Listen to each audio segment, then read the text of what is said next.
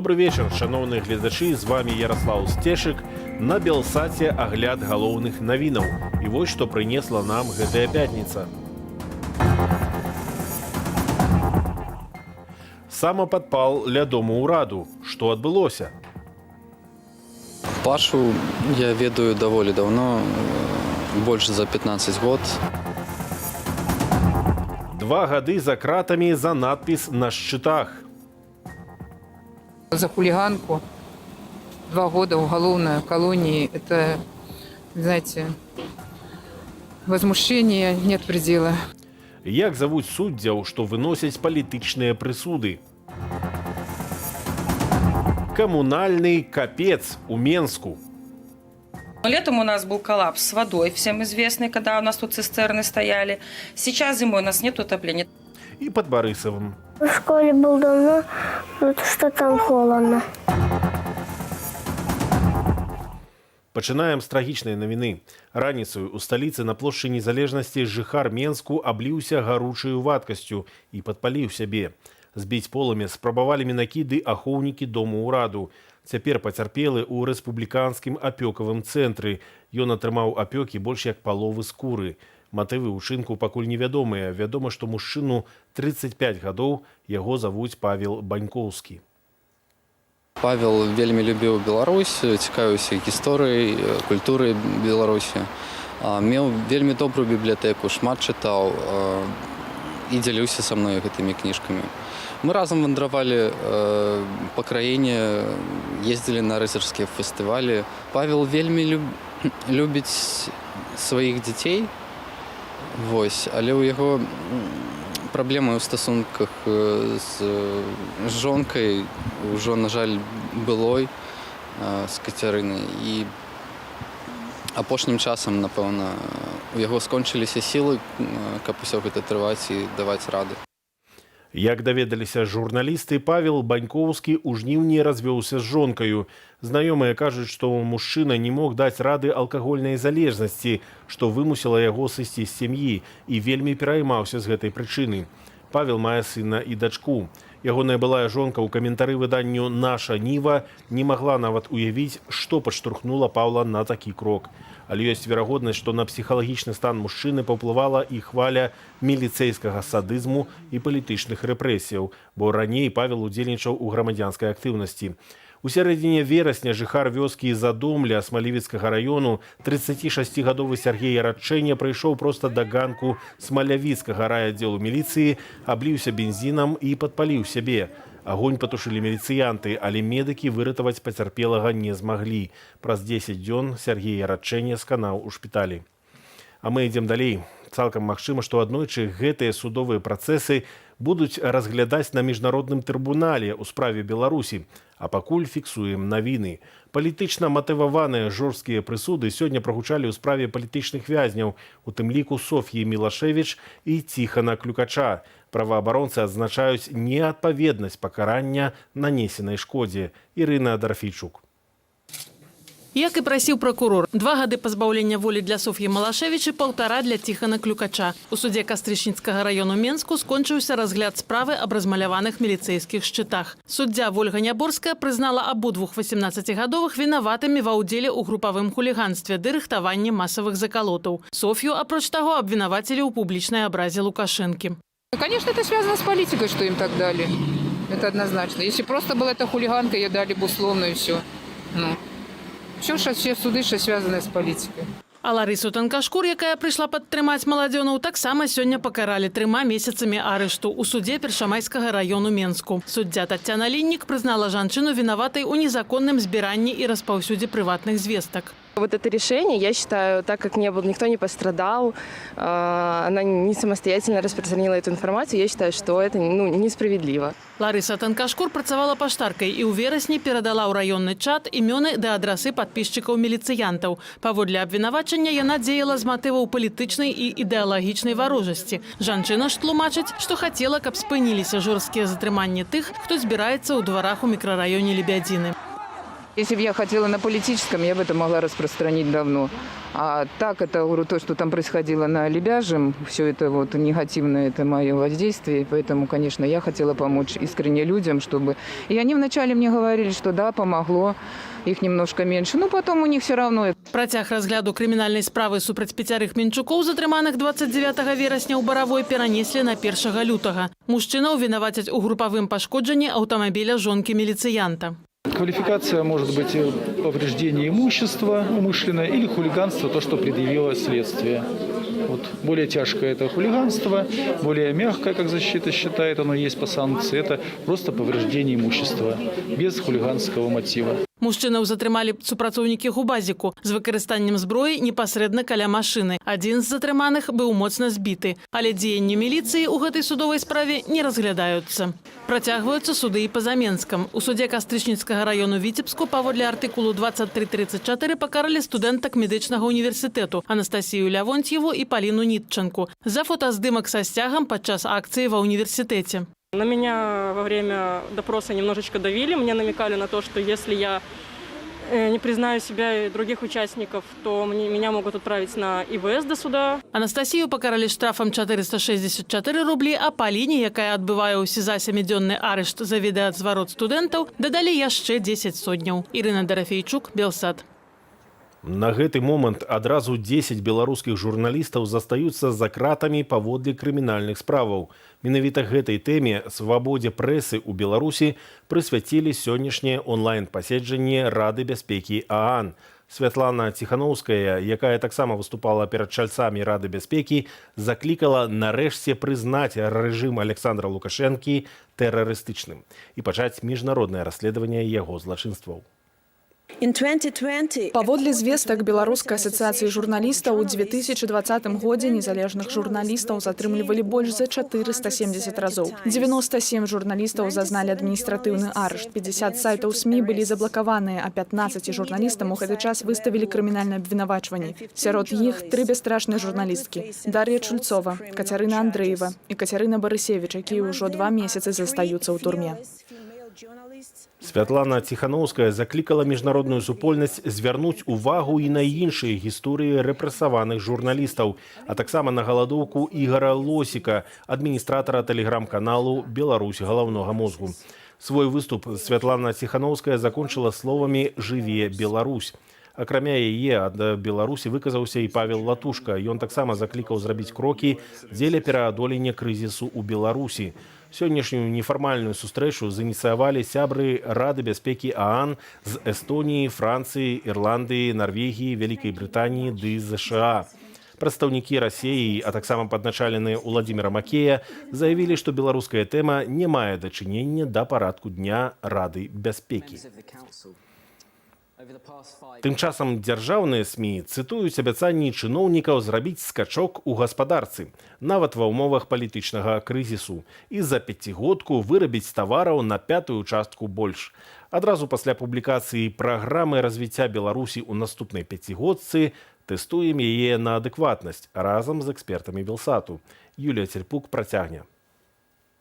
Праца абодвух энергаблокаў беларускай атамнай станцыі – тытульны праект у эканамічным плане ўладаў на наступную 5-годку. Станцыя мае забяспечыць 30% патрэбаў нашай эканомікі ў энергіі, замясціць расійскі газ на 4 мільярды кубоў, дазволіць перайсці на энергаацяпленне і электратранспарт. А что будет с ГРЭС? Которые должны тогда снизить свою мощность. Ну и есть планы увеличить энергопотребление внутри страны. Это и строительство домов с электроплитами, возможно, замена имеющихся газовых плит, электрокотлы и электрификация дорог. Но когда прикидывают на эти мероприятия, какие нужны капиталовложения, то это выливается в миллиарды долларов.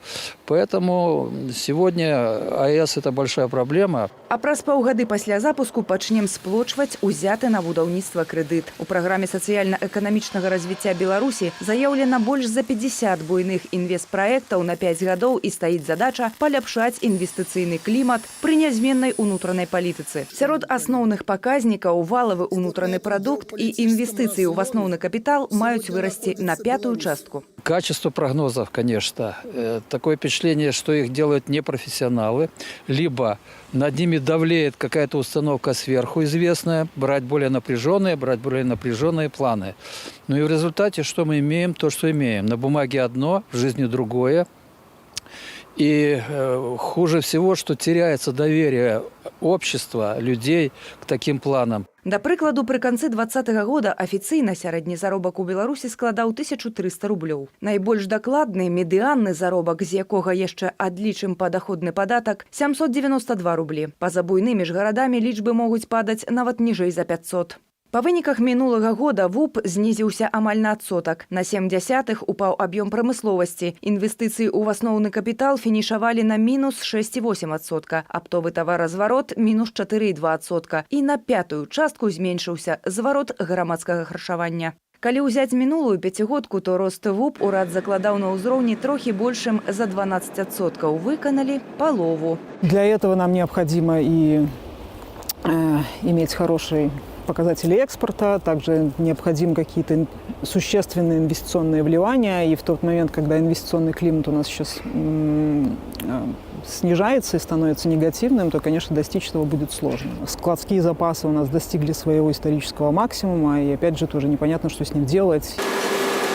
Згодна з распаўсюджанай уладамі праграмай сацыяльна-эканамічнага развіцця да 2025 года маем яшчэ больш нарасціць аб'ёмы вытворчасці. Дзяржава працягвае ўкідваць грошы ў нерэнтабельныя прадпрыемствы і гаспадаркі. Людзі ў поспех такой эканамічнай мадэлі больш не вераць. Это сделано было для того, чтобы немножко успокоить и устаканить ситуацию в стране. Я думаю, что ситуация будет с точностью наоборот, очень пессимистична, начиная с того, что она пессимистична уже сейчас. Это нужно все менять.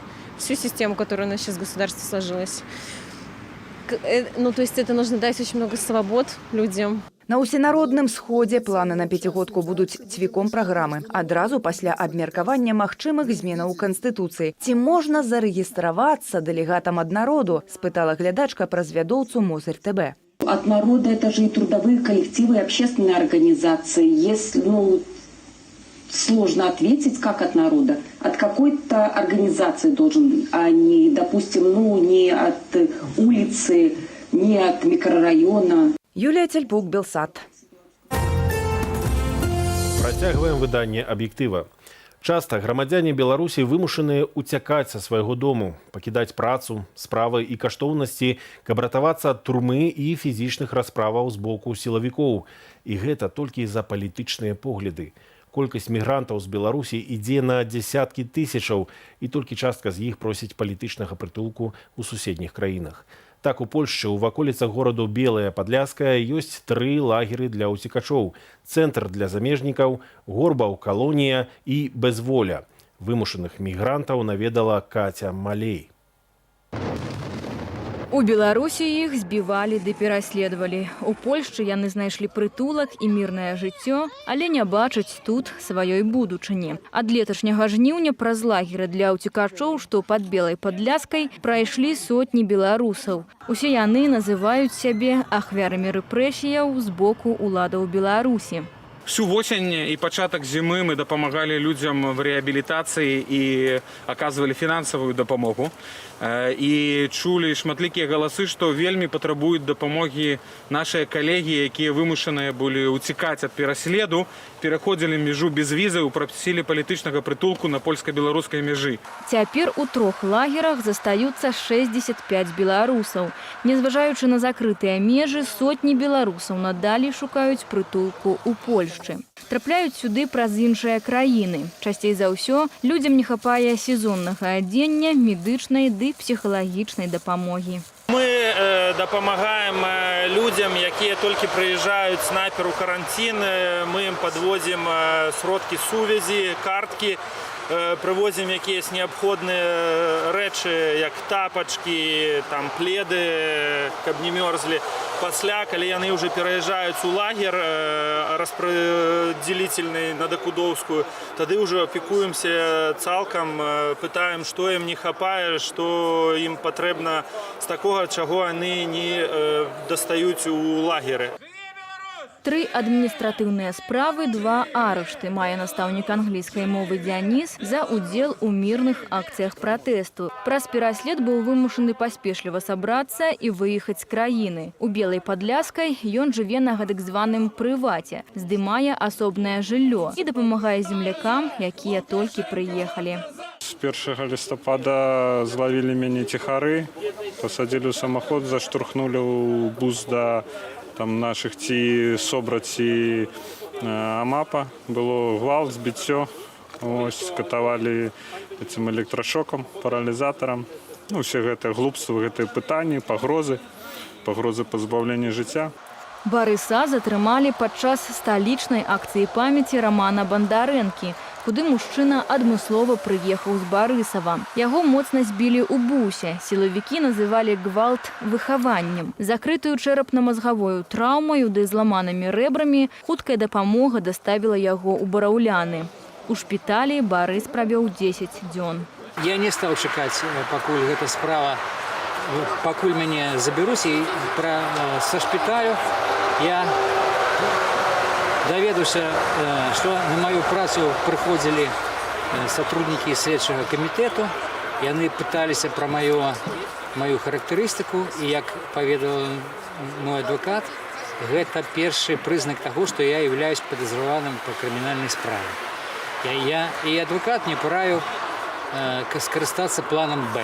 План Б для Барыса азначаў уцячы з краіны першым жа самалётам. Як стала вядома пазней, выехаў мужчына своечасова, бо ўжо на наступны дзень ягонае прозвішча трапіла ў спіс невыязных. Са словаў уцекача, гэты лагер лепшы, чым той, у якім ён мог апынуцца ў Беларусі. Тым не менш, у Польшчы беларусы пачуваюцца на раздарожжы. Шмат хто пры першай жа магчымасці хоча вярнуцца дадому. Катя Малей, Белсад. Мы ўжо распавядалі пра абяцанні эканамічнага прарыву.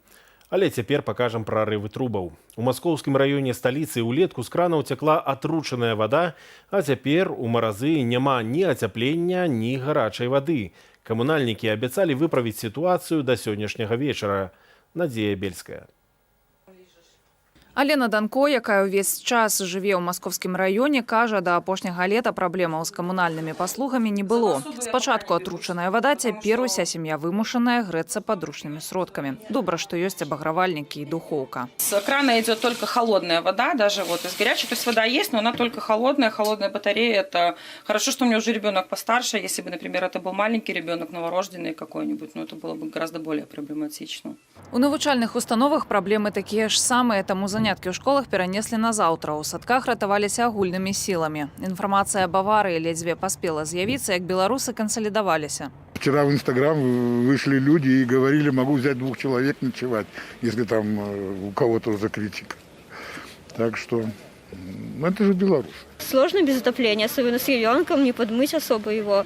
Вот, поэтому тяжело достаточно. И холодно очень в квартире.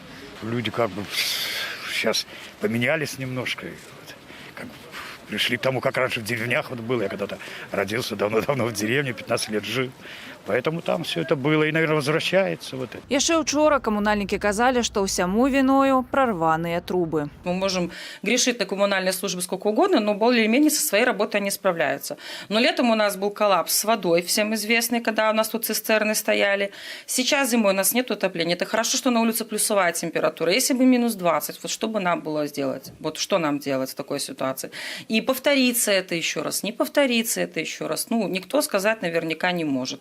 Як паведамляе тэлеграм-канал Менгарвыканкаму, падачу ацяплення аднавілі. Надзея Бельская, Белсад. Падобная сітуацыя не толькі ў сталіцы. У Барысаўскім раёне ў вёсцы Вялікая Ухалода дзеці некалькі тыдняў не ходзяць у школу і сад, бо там немагчыма знаходзіцца. Не цяплей і ў кватэрах. Падрабязней Алена Дубовік. Другакласнік Мікіта апошні раз у школу хадзіў яшчэ перад Новым годам. Я в школе был давно, что там холодно. Паводле мясцовых, у вялікай холодзе школу наведваюць толькі тыя дзеці, якіх няма з кім пакінуць у дома. С нашего класса никто не ходит. Все дома, все отписываются, пишут, что будут дома. А так, вроде со 150 человек, вроде было 23. З малодшымі дзецьмі тая ж праблема. У сям'і Віталя і Вікторыі 2 дзяцей, але старэйшы сын не наведвае садка 2 тыдні. Потому что в садике тоже минусовая, не минусовая, там может плюс 5, плюс 10 максимум. То есть одевайте детей теплее. Ну что значит одевать детей теплее? Ну, дети бегают, потеют. Каждое утро пишет сообщение Viber, то есть не мне, а лично нам в группу всем родителям. Вот, могу даже вам прокомментировать. Уважаемые родители, сегодня весь день вообще не было отопления. Холодныя ў кватэрах, якія ацяпляюцца ад той жа кацельні, што і сад са школаю. Детям холодно. Вот. Температура вот сейчас вот 18-17 прыгает, потому что работает обогреватель. Мясцовыя гэтыя праблемы звязваюць са зменай кацельных. Яшчэ 2 гады таму вёска ацяплялася з дапамогай вось гэтай кацельнай, і тады ніякіх праблемаў не ўзнікала. Замярзаць сады, школы і шматкватэрныя дамы сталі з увядзеннем гэтай кацельнай. Кажуць, ёй не хапае магутнасці. За гэтыя праблемныя гады ва ўсіх шматкватэрных дамах вёскі з'явілася цвіль. Вот смотрите, что у нас здесь делается в углу. Вот видите, все отходит здесь. Мы подклеиваем, оно все равно, потому что оно все мокрое, и на полу там всегда мокрое. И в этой комнате у нас находится 8-месячный ребенок. Проблема з ацяпленнем аб'яднала мясцовых жыхароў. Ребенок месяц в сад не ходит. И в школу не ходит. И в школу не холодно. Дома тоже спим одетые. Сидим одетые. Обращались в райисполком наш, обращались мы по жилье, обращались мы в Минский облсполком. Везде один ответ от отписки, одно и то же. Мы просим объяснить, почему разница такая отопление у нас. А они пишут нам по расчету, нам указывается расчет, все правильно начисляют. Никаких перерасчетов не было. Ни с водой, ни с отоплением. Аб праблеме вялікай халоды напісалі дзяржаўныя медыі. Праўда, там кажуць, што цяпло вярнулася яшчэ 18 студзеня. Потому что здесь написано неправда. Во-первых, здесь пишут 7 домов, у нас их 9 больших домов. И помимо домов есть сад и школа. Это раз. Во-вторых, они здесь пишут, что углем топится. У нас не топится углем. Щепой. Когда приехали МЧС, сотрудники МЧС, вот, изначально сотрудник МЧС сказал, что идет белый дым. Белый дым идет от того, что щепа сырая. Сырой щепой невозможно ничего протопить. Галоўны інжынер барысаўскага унітарнага прадпрыемства «Жыллё» запэўнівае, што кацельня працуе ў звычайным рэжыме і здзіўляецца інфармацыяй пра холад у кватэрах і школе. Я не знаю, но значит, тепла скоро надо. Сейчас параметры все соблюдаются, все идет. Да, дали за свои деньги. І пакуль чыноўнікі вызначаюць, хто за што адказны, а дзяржаўныя СМІ рапартуюць пра пераадоленне праблемы, мясцовым застаецца спадзявацца толькі на цёплае надвор'е. Алена Дубовік, Белсат. Больше информации на нашей сторонце, а калі сайт belsat.eu у вас не адчыняецца, можна абысці блакіроўку Міністэрства інфармацыі або падпісацца на нас у Тэлеграме і іншых сацыяльных сетках. З вами быў Ярослаў Сцешык. Да сустрэчы.